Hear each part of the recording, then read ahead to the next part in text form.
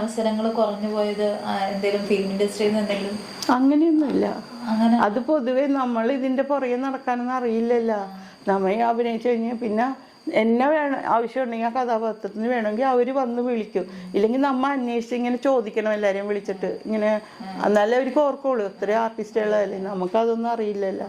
അന്നൊക്കെ ഫോണ് അന്നൊക്കെ ഒരു കഥാപാത്രം വേണമെന്നുണ്ടെങ്കിൽ ഓഫീസിൽ നിന്ന് ആൾ വരും, ഇത്ര ദിവസത്തെ ഡേറ്റ് എന്നൊക്കെ പറഞ്ഞാൽ നമുക്ക് അഡ്വാൻസ് തന്ന് അങ്ങനെയായിരുന്നു പണ്ടൊക്കെ. അങ്ങനെയായിരുന്നു. അല്ല നമ്മ ചാൻസും ചോദിച്ച് പോകേണ്ട കാര്യമൊന്നുമില്ല. പിന്നെ ഇടയ്ക്ക് അവരെ വിളിച്ച് ഓർമ്മപ്പെടുത്തി അങ്ങനെ എന്തെങ്കിലും ചെയ്യണം. ഇതിപ്പോൾ ഫോണും ഇല്ലാത്തൊരു, അന്ന് പോസ്റ്റ് ഓഫീസിൽ മാത്രമേ ഫോൺ ഉണ്ടായുള്ളൂ. എന്നെ സംബന്ധിച്ച് അങ്ങനെയൊന്നും പോണ പ്രശ്നമില്ല. വന്ന് വിളിച്ചാൽ പോവും, അത്രേ ഉണ്ടായുള്ളൂ. അതൊക്കെ കൊണ്ടാണ് പിന്നെ ചെറിയ ചെറിയ വേഷങ്ങളിൽ ആയിപ്പോയി. അത് വേഷം എന്താണെന്ന് ചോദിക്കാഞ്ഞിട്ട് അന്ന് കള്ളമ്പവിത്രനൊക്കെ ചെയ്തുകൊണ്ടിരിക്കുമ്പോഴേ ഓരോ വേഷത്തിന് വിളിക്കും, പോവും. അപ്പോഴേ ചെറിയ വേഷമാണ്. ചെറിയ വേഷമാണെന്ന് എനിക്കറിയാൻ പാടില്ലല്ലേ. അമ്മ പോയി ചെയ്യും. പടം റിലീസ് ആയിക്കുമ്പോൾ പിന്നെ അടുത്ത ആൾ പറയും ചെറിയ വേഷം ചെയ്യും, നമ്മുടെ ഇതിലും വിളിക്കാം. അങ്ങനെ അങ്ങോട്ട് പോയി. ഇൻഡസ്ട്രിയിൽ എന്തെങ്കിലുമൊക്കെ മോശപ്പെട്ട അനുഭവങ്ങൾ എന്തെങ്കിലും? അങ്ങനെയൊന്നുമില്ല. അതിന് നമ്മ അങ്ങനെ 4 ദിവസത്തെ 5 ദിവസത്തെ വർക്കും കഴിഞ്ഞ് നമ്മൾ നേരെ കുടുംബത്താട്ടല്ലേ പോകുന്നത്. അല്ലാതെ ഒന്നും നമുക്ക് ഇപ്പൊ പറയുന്നുണ്ട്, ഇപ്പൊ പുതിയ ആൾക്കാരൊക്കെ പറയുന്നുണ്ട് പല അഡ്ജസ്റ്റ്മെന്റുകൾക്ക് തയ്യാറാണ്, എന്നാലും അവസരങ്ങളൊക്കെ കിട്ടുള്ളൂ എന്നൊക്കെ.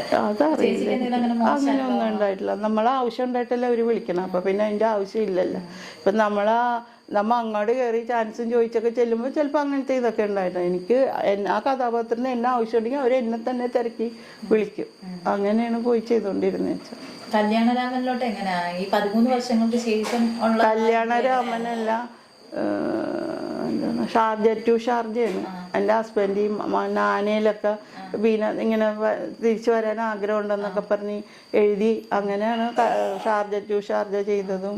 പിന്നെ ചതിക്കാത്ത ഊമപ്പെണ്ണിന് ഒരു അടപ്പേന്, അതൊക്കെ ചെറിയ വേഷമാണെങ്കിലും ശ്രദ്ധിക്കപ്പെടുന്ന വേഷങ്ങളാണ് ചെയ്തത്. അങ്ങനെ പോകുന്നതാണ്.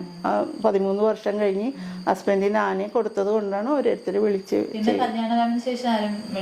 കല്യാണരാമന് ശേഷം ഈ ഫീൽഡേ മാറിയല്ല. ആര് അഭിനയിച്ചാലും എന്താ, അങ്ങനെ ഇപ്പോൾ എല്ലാവർക്കും വർക്കില്ലല്ലോ. അപ്പോൾ പിന്നെ അങ്ങനെ അങ്ങോട്ട് പോയി. ഒരു ആർട്ടിസ്റ്റും വർക്കില്ല. അപ്പോൾ പിന്നെ നമ്മളെ വിളിക്കേണ്ട കാര്യമില്ലല്ലോ. അങ്ങനെ അങ്ങോട്ട് പോയതാ. ഫീൽഡൊക്കെ ആകെ മാറി. ഡയറക്ടറായപ്പോൾ എല്ലാ പുതിയ ആൾക്കാർ നമ്മളൊന്നും കൂടി അറിയില്ല. പിന്നെ പറഞ്ഞിട്ട് കാര്യമില്ലല്ലോ. ഈ മലയാള സിനിമയിലെ ഈ വലിയ വലിയ നടന്മാരുടെ മമ്മൂക്ക, ലാലേട്ടൻ, സുരേഷ് ഗോപി അവരുമായിട്ടൊക്കെ കോണ്ടാക്ട്സ് ഉണ്ടോ? ഞാൻ അവിടെ അമ്മയുടെ താക്കോൽ വരാൻ നേരത്ത് ഒന്ന് മോഹൻലാലൊക്കെ തന്നത്. അങ്ങനെ കണ്ട് വരും. പിന്നെ മീറ്റിങ്ങിന് ചെല്ലുമ്പോ കാണും. അത് പോണമല്ലോ, അമ്മ പോണം. എല്ലാ കൊല്ലവും പോയായിരുന്നു. അപ്പൊ കാണും, എല്ലാവരെയും കാണും. അപ്പൊ കാണുമ്പോ ചിരിക്കും, ആയി പറയും, അത്രയൊക്കെ ഉള്ളു. അല്ലാതെ കൂടുതൽ ഇത്രയും ആർട്ടിസ്റ്റ് ഉണ്ട്, എല്ലാവർക്കും ഒത്തിരി പറയാനും കൂടി. എന്നെ സംബന്ധിച്ച് ഞാൻ അങ്ങനെ ആരോടും സംസാരിക്കാറുള്ളൂ.